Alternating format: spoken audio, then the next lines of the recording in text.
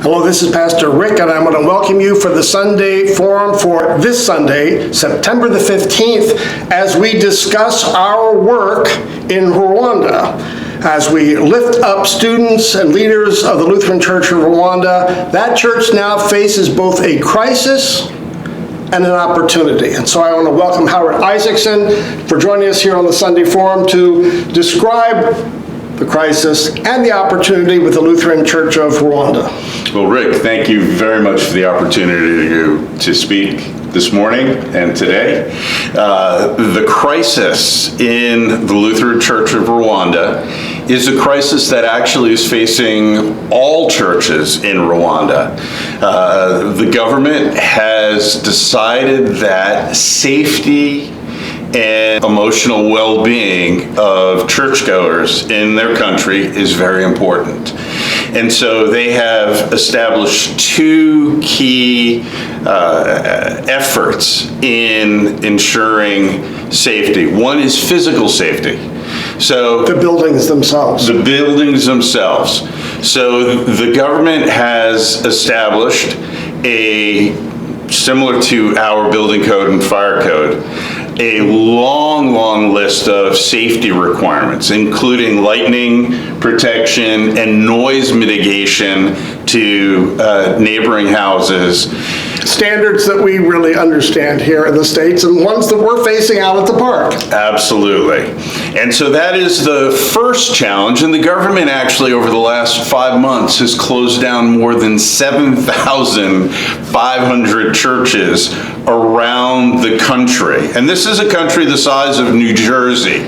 So just about every operating church has been closed down. And that includes the Lutheran Church of Rwanda as well. So they've lost almost every congregational facility. Well, then what are the standards and how they apply then to pastors as far as their training? So the second prong absolutely has to do with pastoral training. And the fear and past experience, not within the Lutheran Church, but in pop-up churches with a lot of prosperity gospel and preachers who are not trained and equipped to skillfully lead congregations in an ethical way. And so the government has said that each pastor, each preacher, has to have a formal degree in theology or Bible studies.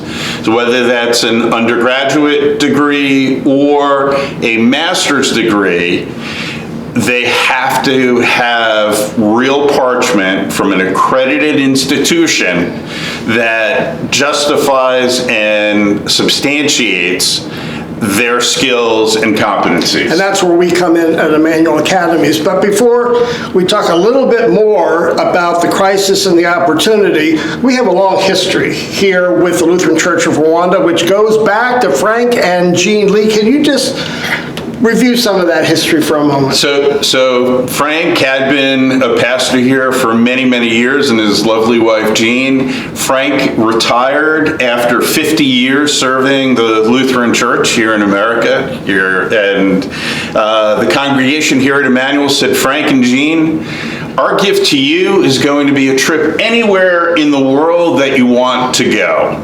And most folks thought, well, Frank and Jean, they're going to go on a golfing excursion. Well, they said, no, we want to go to Tanzania, and we want to go to Rwanda, and we want to go on a mission trip. So they were in Kigali, the capital of Rwanda, having dinner.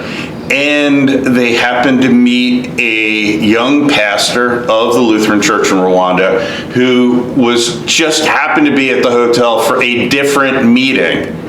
And in conversation with Frank Lee, Pastor Edwards said, I dream of an American Master of Divinity degree, but I'm married and I have 2 kids, 2 young kids.